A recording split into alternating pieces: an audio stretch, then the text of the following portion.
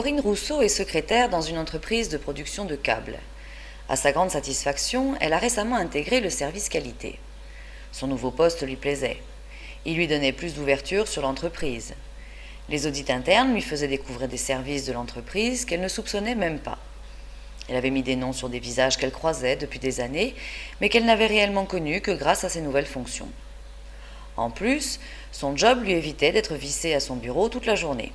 Marcher un peu n'était pas pour lui déplaire. Justement, elle avait rendez-vous au service conditionnement. Ses dossiers dans les bras, Corinne Rousseau descendait la 2e marche de l'escalier lorsqu'elle entendit un « Alors, on dit plus bonjour ?» C'était Roger, une figure de l'entreprise qu'elle avait rencontrée lors de son dernier audit. Elle tourna la tête et voulut faire un signe malgré les dossiers qui lui encombraient les bras. Dérapant sur le nez de la marche, Corinne Rousseau ne put rien dire ni rien faire. Elle roula dans l'escalier. Nez et coude cassés, avec en prime quelques bleus. Corinne Rousseau passa plusieurs mois dans le plâtre, découvrant du même coup que si la marche à pied est recommandée pour la santé, cela ne voulait pas dire qu'elle est sans risque. Bien sûr, on sait marcher depuis que l'on est tout petit.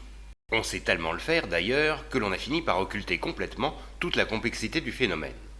Marcher est une action complexe qui met en œuvre des éléments insoupçonnables du corps humain qui communiquent, réagissent, anticipent. La plupart du temps, cela fonctionne très bien, mais parfois cette superbe mécanique s'enraye, et c'est la chute, la glissade ou l'entorse. Plus du quart des accidents du travail avec arrêt sont dus à des chutes.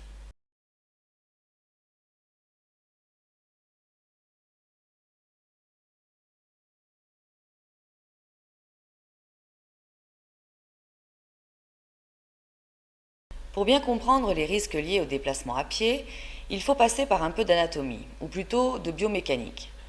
Le principe de base de la posture debout est qu'elle n'est pas stable. On oscille sur un angle d'à peu près 4 degrés. En fait, notre squelette, en position debout, ressemble à un mât maintenu par des haubans. Les haubans sont les muscles qui compensent les déséquilibres permanents en se contractant ou en se détendant selon les besoins. C'est le cerveau qui commande ces corrections. Pour décider des ordres à donner, le cerveau a ses indicateurs. Sans entrer dans les détails des récepteurs de Golgi et autres corpuscules de Meissner, on peut retenir que le cerveau dispose de 2 grandes catégories d'informations quant à notre position. Les exo-entrées, vue, oreille interne, plante des pieds, qui le renseignent de l'extérieur, et les endo-entrées, propriocepteurs notamment, qui le renseignent de l'intérieur, force et pression exercées sur les articulations. Le cerveau compare ces entrées et commande aux muscles les corrections à apporter pour réussir à tenir debout. On le voit, même en simplifiant, tenir tout simplement debout est déjà un sacré boulot. Alors marcher.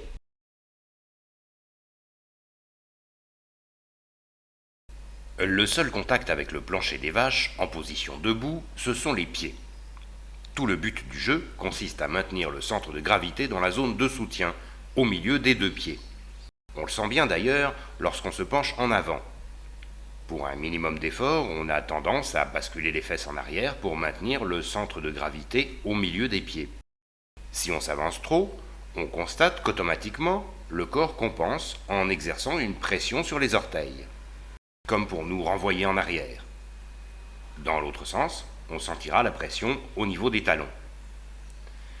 Essayons le même exercice mais en fermant les yeux. On ressent que les forces commandées sont plus importantes. Le cerveau est privé d'un de ses agents de renseignement, les yeux, et a beaucoup plus de mal à travailler. On a vu l'importance d'un seul capteur pour se maintenir debout sur ses 2 pieds. Imaginez maintenant que l'on se tienne sur un seul pied. L'équilibre est encore plus difficile à maintenir. Et les yeux fermés, l'exercice devient franchement scabreux. Et pourtant, marcher, c'est réaliser cette performance en permanence, gérer en temps réel, comme on dit de nos jours, un déséquilibre constant. Comme l'exercice est difficile, mais obligatoire, nous avons tous adopté à peu près les mêmes stratégies. Angle des pieds d'environ 8 à 10 degrés, écartement des talons de 8 à 12 cm, pour un pas de 60 à 80 cm. Un pas, c'est 4 phases bien distinctes. En appui sur les 2 pieds, le temps que l'un des 2 décolle du sol. Une phase avec un pied en l'air, puis de nouveau double contact, et l'autre pied en l'air, etc.